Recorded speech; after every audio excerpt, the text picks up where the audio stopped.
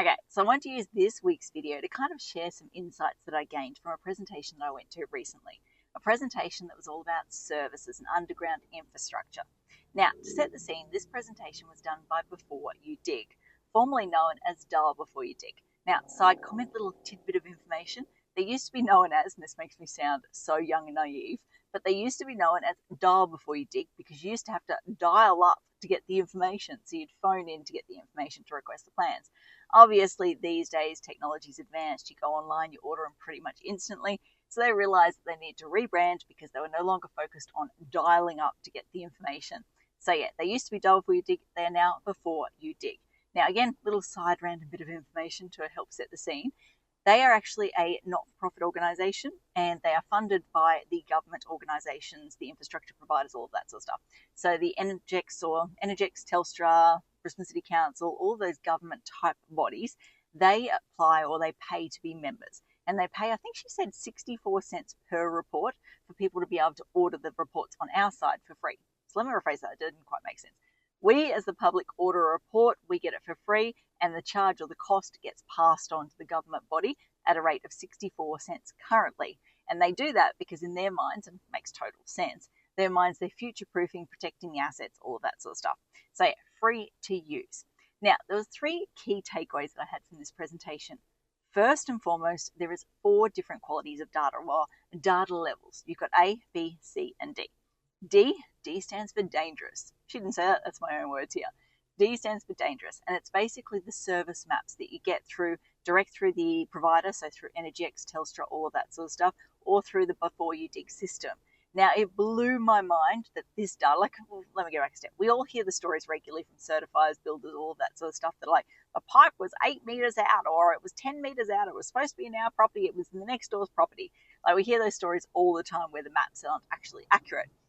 But despite that, it really blew my mind that they actually self-nominated, warned you, put it out there. I can't think of the best way to describe it here, to basically say, yep, this is D-level, dangerous level data. You cannot rely on it. You cannot act on it. It should rather just be quite simply a initial starting point, let's just say, for further investigation. So yeah, that really surprised me just to see how low quality that level of data was viewed as being by them, by Before You Dig. So we've got D level, dangerous, which is the maps. The next step up is basically where you go to site and you spot or cite the infrastructure or signs of the infrastructure. So you turn up to site, you see a water meter, you see a Telstra pit, you see a power pole, you see, I'm looking around me for inspo, I'm not seeing anything jumping out at me, but basically you look around and you see different pits or pipe signs or sign. Oh, that's another good one I saw. Cuts in the road. So when I say saw, they showed us. If you're in the road or on a road and you can see like a cutout mark where they've clearly patched something, well, why would they be digging there? It's because they're digging down to get to a pipe. So there's likely a pipe there. So level C data is visual assessments or data that's come about or collected through visual assessments on site, where you actually go and spot the above ground portion of the infrastructure. Then the next one from there is level B data. Level B data is a pipe locator sourced, or is pipe locator sourced data. Far out, I need a coffee today. I'm going to push on. I'm going to make this happen. I've got too many meetings today. It's got to happen now. So yeah, level B is when you get the pipe locator out. And the reason why it's level B as opposed to level A, because my first reaction was like, hold on a sec, they're a professional pipe locator. Why is that not level A data? First reason is you've got to really calibrate these machines. They've got to be maintained, and maintain's the best way to say it, in an appropriate way to ensure they're working effectively. If you're not maintaining, if you don't calibrate them the right way in the first instance and then maintain them, they're not going to be 100% accurate. Also, and I can't quite remember the numbers, but I think she was saying they're only accurate to like 50 centimeters in depth and 30 centimeters each side, so they don't have a big range that you can kind of work with. So yeah, they are level B quality data, and she strongly emphasized using a reputable company that is certified. And I can't remember what the organization was, but if you go on the Before You Dig website, order a report, apparently they give you recommendations for companies there. So again, we got D, C, B. We now come to A. A is when you pothole or do slight excavation work to try and actually get your eyes physically on the pipes.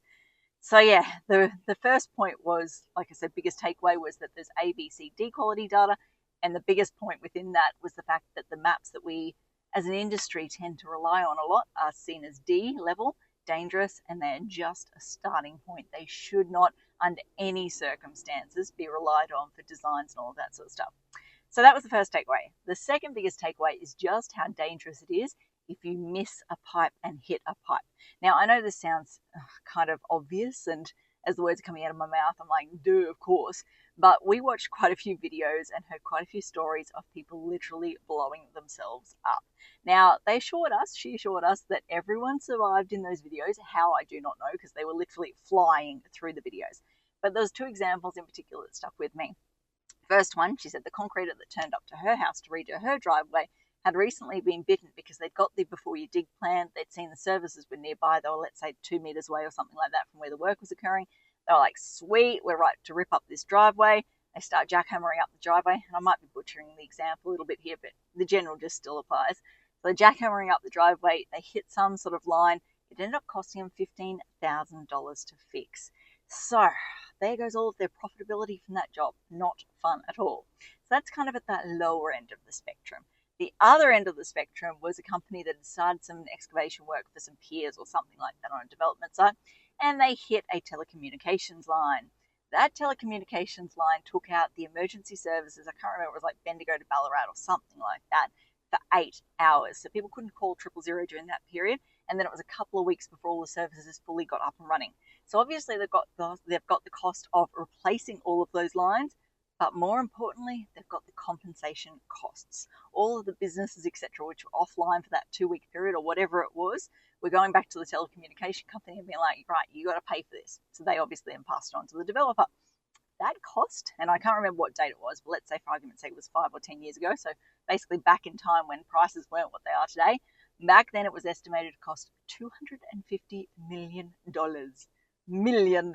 Like I sat there and just went, oh, that makes the 15 grand look itty bitty small. Oh, what do you do when you get a bill like that? Like, she kind of joked but didn't joke. She goes, well, if it doesn't kill you when you hit the pipe, the heart attack you get when you get that bill will kill you type thing.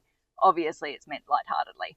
But yeah, the point I'm trying to make here is the implications if you miss a pipe and hit a pipe can literally be death or millions and millions of dollars. So that was a real moment for me. I just went, okay, this is big. Now, the final thing, or the biggest takeaway that I wanted to get across today was the liability or responsibilities, let's just say. So at the end of the day, the builder, the person doing the digging, they are the last port of call. They are the one that's supposed to have done all the checks. But as we've learnt through the fire situation down in, was it Melbourne, the tower fire situation? The fire engineer had signed off on it, but the onus of blame, or the blame, was still apportioned to the certifier, to the architect. Everyone basically down the chain had to take a little bit of a slap on the wrist for it. Same sort of thing would apply here. Like, yes, the first person in the firing line is going to be the person physically doing the work who's hit the pipe. But then the way our legal system works, they're going to turn around and be like, right, who else is going to be pulled into this situation? So as a designer out there, you have implied responsibility. It's not really implied. It's kind of direct and there. So anyway, you've got a responsibility to make sure that your design is fit for purpose so it can actually be built. So the next biggest the final third takeaway I had was, okay, so as a designer, and I'm not a designer obviously, but as a designer, you don't just want to sit back and go, oh, I'll just wait for the certifier to pick up on that stuff, or I'll just wait for the builder to pick up on that stuff. You want to not only just get the dial before, I was about to call it dial before you dig, old school here, the before you dig, you don't just want to get the before you dig maps. You don't just want to go out there on site and eye on the infrastructure and go, oh, there's a pit, there must be a line there, let's cross-reference that type thing. You probably want to go the next step and actually put disclaimers out there or warnings out there to say, hey, you have to get a pipe locator out on this site and you have to do some extra excavation work before you start digging to make sure there is no pipes in the way. Because I think, and obviously I'm not a lawyer, but I think that's probably the best way you can come up with, or at least a good step in the right direction to help cover your backside and reduce your risk factor. If you're seen to have taken all responsible steps and to try and warn everyone, then that's pretty much all you can do, right? So yeah, it was a big wake-up call for me to go, ooh, when I do my detailed reviews for clients, I'm going to start putting that information in there. My usual line is, not my area of expertise, but you might want to ask about this or you might want to check this. So that's something I'm going to start doing going forward. Okay, I think that covers off everything I want to talk about today. Hopefully my 3 key takeaways have given you guys something to think about and got your minds ticking over. Anyway, until next time, thanks for watching. For all you red tape lovers out there, I have one thing to say. Well, no, actually, I've got three. Number one, the advice provided in these videos is general in nature. It's not site-specific. You would be a silly Billy to go and make financial decisions based on this advice without first checking with the town planner. Don't be a silly Billy. Number two, Brisbane town planning is in no way linked to Brisbane City Council. The views expressed in these videos are my own, not council's. So if you don't like them, blame me, not council.